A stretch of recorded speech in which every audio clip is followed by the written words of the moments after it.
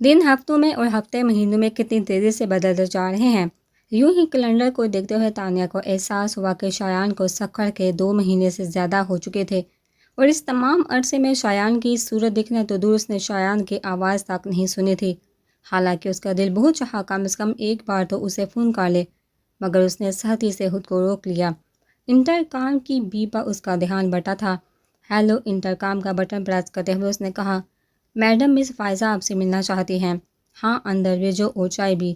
تانیہ فائزہ کے یوں آفس آنے کی وجہ سوچنے لگی۔ چند لمحوں بعد فائزہ ایک دم سے اس کے آفس کا دروازہ کھول کر اندر آئی اور آتے ہی بولی، شایان کے فادر کو ہارٹ اٹیک ہوا ہے۔ تانیہ کتنی ہی دیر کچھ بول نہ سکی، پھر کوشش کر کے اس نے خود کو ہلنے پر آمادہ کیا۔ وہ ٹھیک ہے؟ سمجھو جان بچی ہیں۔ اب ان کی کنڈیشن کیسی ہے؟ ابھی تو صبح انہیں روم میں شفٹ کر دیا گیا ہے، پرسوں رات سے تو آئی سی یو میں تھے۔ تانیہ کو خیال آیا وہ جب سے آئی ہے کھڑی ہے۔ اچھا بیٹھ تو جاؤ۔ نہیں، وہ کھڑی رہی۔ میں ہسپتال جا رہی ہوں، راستے میں تمہارا آفس آیا تو سوچا تمہیں انفارم کر دو۔ میں بھی چلتی ہوں تمہارے ساتھ، تانیہ نے جلدی سے کہا۔ پھر طارق صاحب کو بلایا اور فائل سمیٹنے لگی۔ Yes madam. ذرا دیر کے بعد وہ آئے۔ طارق صاحب، یہ فائل میں نے دیکھ لی ہے، جیسے ہی پاپا فیکٹری سے آئے سائن کروا لیجئے گا، اور اگر پاپا میرے پوچھیں تو کہہ دیجئے گا ضروری کام سے گئی ہوں، 1-1.5 گھنٹے تک آ جاؤں گی۔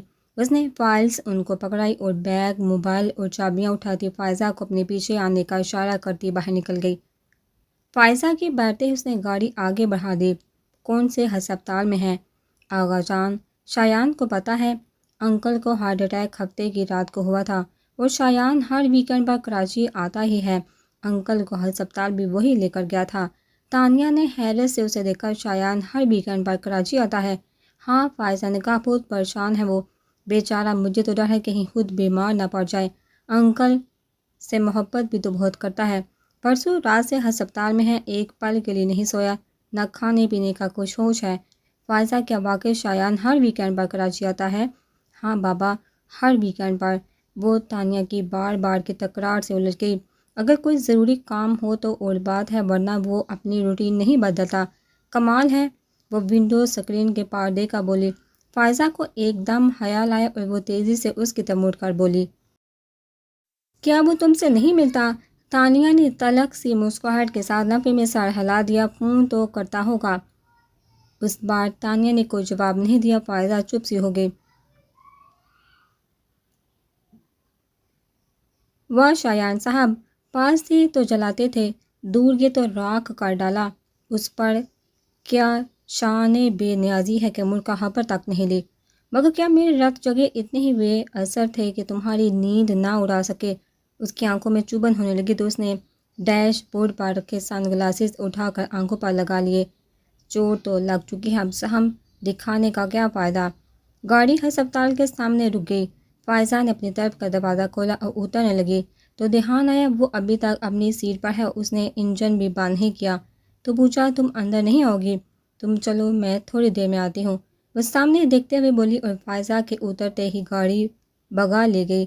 کافی دیر تک بے مقصد شہر کی سڑکوں پر گاڑی بگانے کے بعد بھی خون کے ابال میں کمی نہیں آئی تو تھکا اس نے گھر کے راستے پر گاڑی موڑ دی۔ گھر میں داخل ہوتے اس کی نظر ملازمہ پر پڑی تو اسے پکار کر کہا، ہتیجہ، میں اپنے کمرے میں جا رہی ہوں اور کوئی ڈسٹرب نہ کرے۔ پھر وہ رکی نہیں اور سیدھی اپنے روم میں آ گئی۔ جذباتی ٹوٹ پھوٹ کے بعد اسباب اس کے اعصاب شکستہ ہونے لگے تھے۔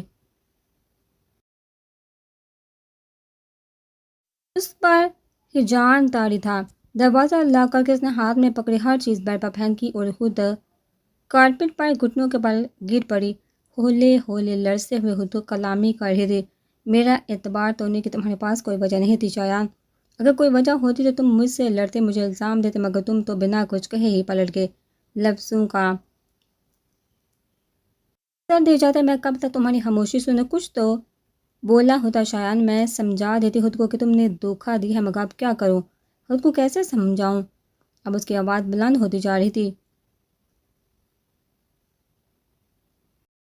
درد سے پھٹتے اپنے سر کو دونوں ہاتھوں سے پکڑے اس کا گلا رون گیا تھا۔ قصور تمہارا نہیں، غلطی میری ہے، میں نے کیوں تم پر اعتبار کیا، میں نے کیوں تم سے محبت کی، کیوں میں آج بھی تم سے محبت کرتی ہوں، جب ساتھ ہی نہیں دینا تھا تو تم کیوں میرے پاس ہو، اگر جانا ہی تھا تو میرے زندگی میں میرے دل میں آنے کا تمہارا کیا حق تھا؟ پاس آ کر جھلک دکھلا کر چھپ جانے کا کھیل بہت بار کھیلا ہوگا، وہ اب چلا رہی تھی، بہت سو کر تڑپایا ہوگا، بہت ہوں گی جو تمہارے لیے روتی ہوں گی، مگر میں تانیہ فاروقی ہوں، ان بہت سی لڑکیوں سے بہت الگ، مجھے تڑپتا دیکھنے کی تمہاری خواہش کبھی پوری نہیں ہوگی شایان، نہ میں تڑپوں گی نہ روؤں گی، تم وہ نہیں جس کے لیے میں خود کو برباد کر لوں۔ وہ کہہ رہی تھی کہ وہ نہیں روگی، مگر وہ پھوٹ پھوٹ کر رو رہی تھی۔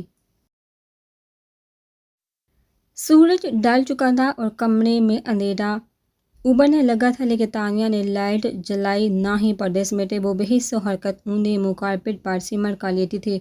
اب وہ رو نہیں رہی تھی، اس کا چہرہ ستا ہوا تھا، بال بے ترتیب ہو رہے تھے، بکھرے بکھرے حلیے کے ساتھ اس کے سر میں درد کی تیز لہریں اٹھ رہی تھی، کئی گھنٹوں تک رونے کی وجہ سے وہ تھک چکی تھی، اور اب اس میں طاقت بھی نہیں تھی کہ وہ اٹھ کر بیٹھ کے دراز سے پین کلر ہی نکال کر لے، پھر کچھ وقت ہی صحیح مگر اس نے خود کو ہلنے پر آمادہ کر ہی لیا۔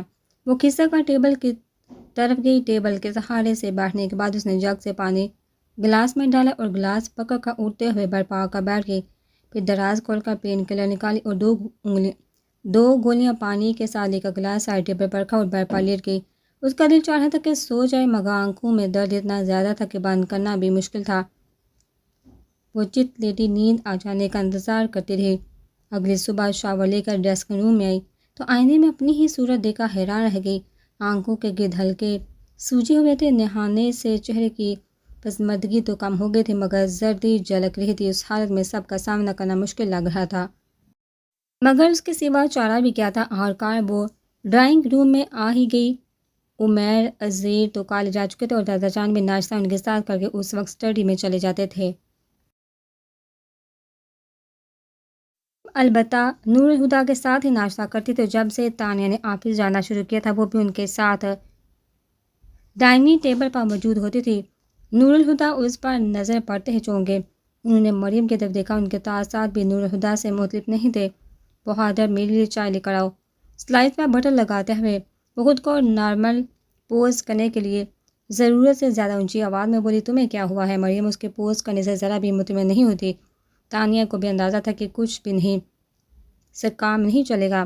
اس نے چائے کا کپ اٹھایا جیسے ابھی ابھی بہادر چھوڑ کر گیا تھا اور سیب لے کر بولی، اب تو ٹھیک ہوں، مگر طبیعت خراب ہو گئی تھی، اس لیے آفس سے جلدی اٹھنا پڑا، پھر جو ٹیبلٹ لے کر سوئی ہوں تو 1 گھنٹہ پہلے ہی آنکھ کھلی ہے۔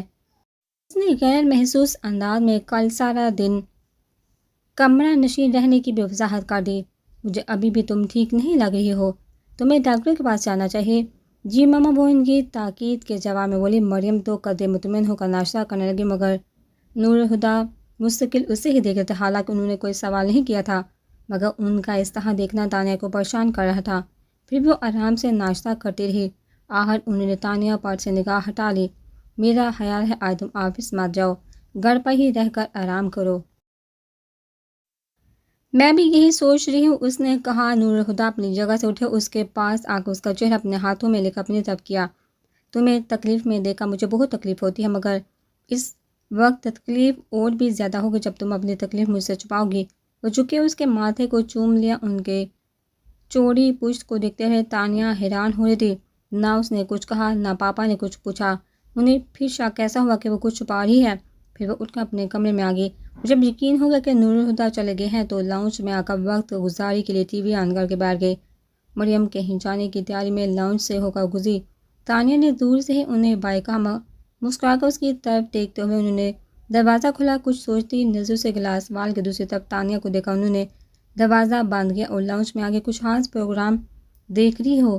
نہیں، فوراً سیدھے ہو کر اس نے ٹی وی کی آواز کم کر دی، تم سے بات کرنا چاہ رہی تھی، وہ اس کے ساتھ بیٹھے بولی۔ کہیے۔ وہ ہمت گوش ہوئی، بات تو کوئی نہیں پر عرصہ کا اصرار بڑھتا جا رہا ہے، حالانکہ میں بہت واضح انداز میں اسے کہہ چکی ہوں کہ تم ابھی شادی کے لیے تیار نہیں ہو، مگر وہ کہتی ہے شادی نہ صحیح منگنی تو کی جا سکتی ہے، اور سچ پوچھو تو مجھے بھی اس کی بات پسند آئی ہے، فی الحال منگنی کر دیتے ہیں۔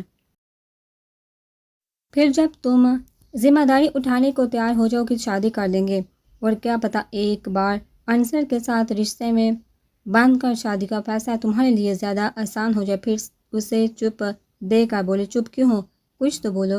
کیا بولوں ماما؟ وہ ہنسی، پلے سرات پر ٹھہروں یا ہٹ جاؤں کچھ حاصل نہیں ہوگا، اور شاید کچھ گنوانا بھی نہ پڑے، لیکن اگر گزر جاؤں تو سب گنوا دوں گی، مگر شاید تب بھی میرے ہاتھ خالی نہیں رہیں گے، بن مانگے ہی صحیح، لیکن زندگی کچھ عطا تو کرے گی، پر نفع کس میں ہے اور نقصان کہاں، حساب کروں گی تو ہی پتہ چلے گا۔ کیا کہہ رہی ہو؟ آپ چاہتی ہیں نا میں کہ شادی کر لوں؟ ہاں، میں سوچ کر جواب دوں گی۔ پتھر میں جونک تا لگی اس کی بات پر مریم نہال ہو گئی۔ بس اب چاہے تم کچھ بھی جواب دو، میرے لیے تو یہ بھی بہت ہے کہ تم شادی کے بارے میں سوچنے کو تیار ہو گئی ہو۔ تانیہ انہیں ہوش دے کر شرمندہ ہو گئی۔ جانے سے پہلے کتنی ہی دیر تک وہ اسے خود سے لپٹا کر پیار کرتی رہی۔ اس نے کہہ تو دیا تھا کہ سوچے گی، مگر پھر کچھ سوچنے کی کوشش میں وہ کچھ بھی سوچ نہیں پا رہی تھی۔ کتنا وقت گزر گیا، اسے کچھ احساس بھی نہیں تھا۔ کسی نے اس کے ہاتھ پر ہاتھ رکھا تو وہ چونک کر مڑی اور اپنے برابر بیٹھے عمیر کو دیکھا اسے ایک بار پھر چونکنا پڑا۔ وہ یونیفارم بدل چکا تھا، جس کا مطلب تھا اسے کالج سے آئے کافی دیر ہو گئی ہے۔ بیٹھے بٹھائے کھو جانے کی عادت یا دادا جان کی ہے یا پھر پاپا کی؟ آپ نے یہ عادت کب سے اپنا لی؟ اتنی دیر سے آپ کو آواز دے رہا ہوں پر آپ ہیں کہ کچھ سنتی ہی نہیں۔ وہ میں کچھ سوچ رہی تھی، وہ اٹھتے ہوئے بولی۔ عزیز کہاں ہے؟ ڈائننگ ٹیبل پر آپ کا انتظار کر رہے ہیں، اور دادا جان بھی وہی ہیں، چلو پھر۔ وہ ڈائننگ روم میں آ گئی۔ آپ بھی صبح بتا دیا ہوتا آپ چھٹی کرنے والی ہیں، میں بھی کالج نہیں جاتا۔ بہت اچھا کیا میں نے جو صبح نہیں بتایا، ورنہ بیکار کالج بنک کرتے۔ وہ عزیر کو بولی تو عمیر ہنسا۔ یوں بھی اس کے ساتھ پورا دن بتانا آسان نہیں، وہ تو میری ہی ہمت ہے جو اسے جیل لیتا ہوں۔ سب ہنسنے لگے تو اس نے منہ بنایا، تم دونوں کیوں ہر وقت اس سے چھیڑتے رہتے ہو؟ دادا جان روب سے بولے تو عمیر فوراً بولا، ہمیں چھیڑنے کی کیا ضرورت ہے، یہ پیدائشی چھڑا ہے۔ اور پھر تانیہ کے ساتھ ہنسنے لگا تو عزیر بیچارہ روحانسا ہو گیا۔ روتے نہیں بیٹا، تم ان معقولوں کو چھوڑو اور کھانا کھاؤ۔ وہ بھی ایک سہانی شام کا منظر تھا، گرم گھاس پر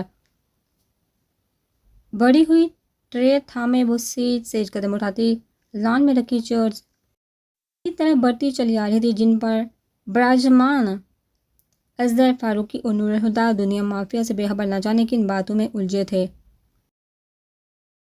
ان دونوں نے اس کی آمد کو محسوس نہیں کیا تھا، بلکہ نور الہدیٰ تو اس وقت چونکے جب ٹرے رکھنے کے لیے جھکتے ہوئے اس کا کاسنی دوپٹہ شانے سے سر کر گھٹنے پر کے ان کے ہاتھ پا پڑا۔ انہیں خاص سے دوپٹہ کندھے پر ڈالتے ہوئے دوسرے ہاتھ میں پکڑا کپ اٹھا کر بابا جان کی طرف بڑھایا، مگر انہوں نے ہاتھ میں پکڑا اخبار ایک دم ہی اپنے سامنے پھیلا لیا۔ وہ سن سی ہو گئی، یہ ہو ہی نہیں سکتا تھا کہ اصغر فاروقی نے اسے اپنی طرف کپ بڑھاتے نہ دیکھا ہو۔ نور الہدیٰ جو بھی ان کی حرکت اچھی نہیں لگی تھی، وہ خود کو بولنے سے روک نہ پائے۔ بابا جان وہ آپ کو کپ پکڑا رہی ہے۔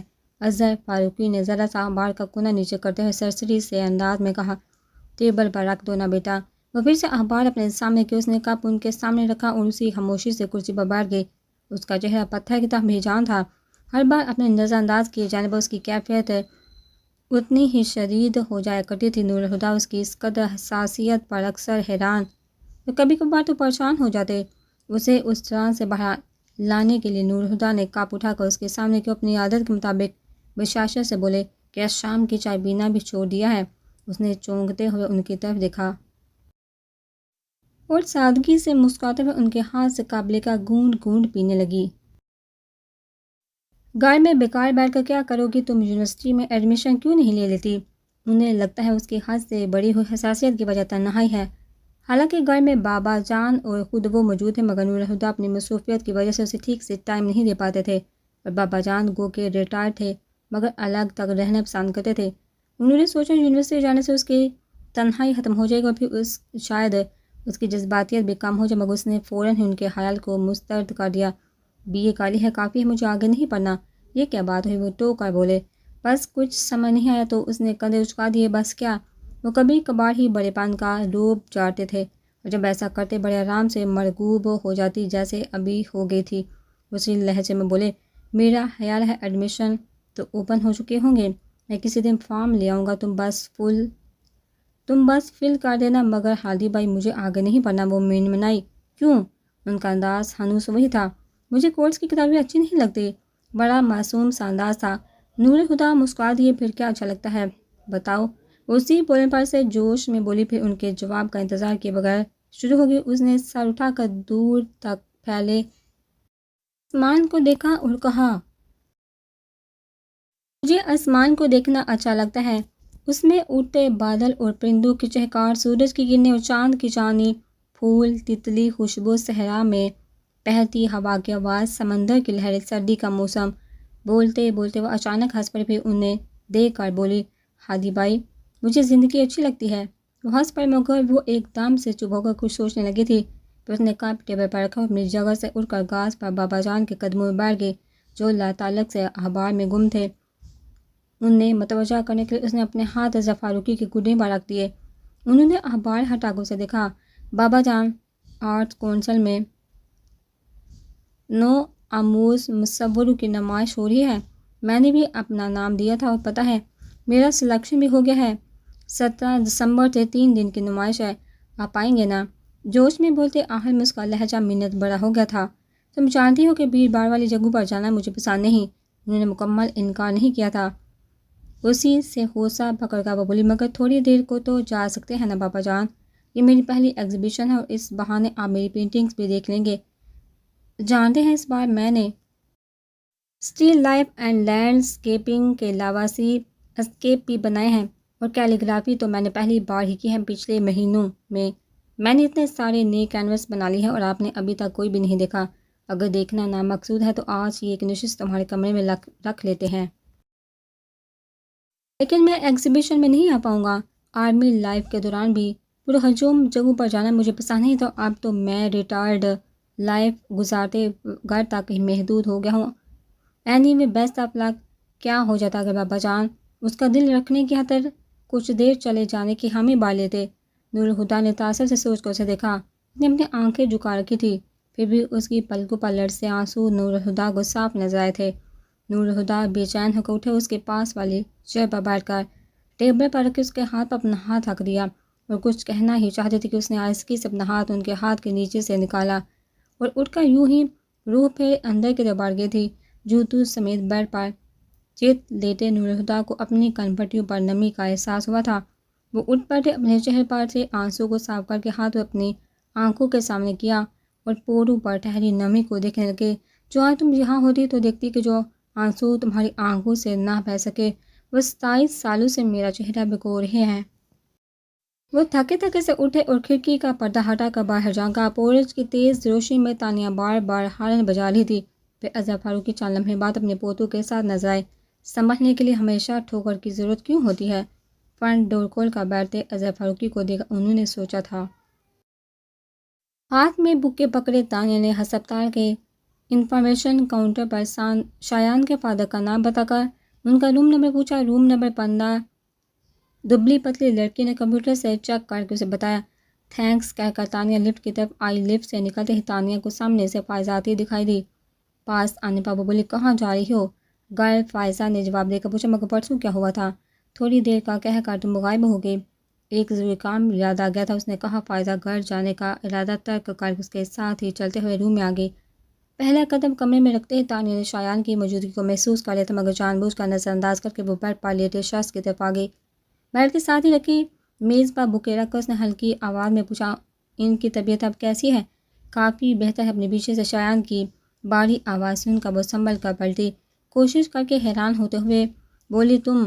پھر کس طرح مسکرائی، سوری میں نے تمہیں دیکھا نہیں۔ تبھی اس کی نظر صوفے پر بیٹھی سبز آنکھوں والی عورت پر پڑی۔ انہیں فوراً انہیں سلام کیا اور فائزہ کی طرف دیکھنے لگی کہ ان کا تعارف کروائے گی۔ خود سے وہ سمجھ نہیں پائی تھی کہ وہ شایان کی مدر ہے یا رشتہ دار۔ ایسا ہی سوال تانیہ کے لیے ان کی آنکھوں میں تھا۔ فائزہ نے دانستہ ان سوالوں سے آنکھ چراتے ہوئے کہا، میرا خیال ہے باہر چل کر بات کرتے ہیں، یہاں ہماری آواز سے انکل کی نیند حرام ہوگی۔ وہ دروازہ کھول کر باہر چلی گئی تھی تو تانیہ اور شایان بھی آگے پیچھے باہر آ گئے۔ تانیہ فائزہ کے ساتھ ہی بینچ پر بیٹھ گئی۔ شایان دیوار سے کمر ٹکائے سامنے کھڑا تھا۔ اتنی دیر میں پہلی بار تانیہ نے اس کی طرف دیکھا۔ بلو جینز اور وائٹ شرٹ پہنے اس کا حلیہ رفع سا تھا۔ کالے بال بے ترتیبی سے ماتھے پر پڑے تھے، شیپ بڑی ہوئی آنکھوں کے نیچے ہلکے نظر آ رہے تھے۔ اپنے فادر کے لیے بہت پریشان ہے۔ تانیہ نے دل میں اس کے لیے ہمدردی محسوس کی، بہت اپسیٹ ہوں۔ آخر اس نے بات شروع کی، ابو میری زندگی کا لازمی حصہ ہے، میں سب کچھ برداشت کر سکتا ہوں مگر ان کی تکلیف نہیں۔ انشاءاللہ وہ جلدی ٹھیک ہو جائیں گے۔ تانیہ نے دل سے کہا، آج کل کیا کر رہی ہو؟ وہ بات بدلنے کو بولا، کچھ خاص نہیں تو کرو نا، اور کتنا انتظار کرواؤ گی؟ کیا مطلب؟ میں سمجھی نہیں۔ شادی کی بات کر رہا تھا، ویسے تم دونوں نے بہت مایوس کیا، کیریئر کے پیچھے ہی پڑ گئی ہو، ورنہ میرا خیال تھا MBA کی ڈگری ملتے ہی تم دونوں ڈولی میں بیٹھ جاؤ گی۔ جان بوجھ کر اس نے یہ ٹاپک شروع کیا۔ اس خیال سے تانیہ کو اس پر غصہ آنے لگا۔ فائزہ بھی کچھ چڑ گئی۔ اپنا خیال چھوڑو اور انکل کا خیال کرو، کتنا ارمان ہے انہیں تمہارے سر پر صحرا دیکھنے کا۔ یوں بھی عمر میں تم ہم دونوں سے ہی 3 سال بڑے ہو، پہلے تمہاری شادی ہوگی، ہمارا نمبر تو بعد میں آئے گا۔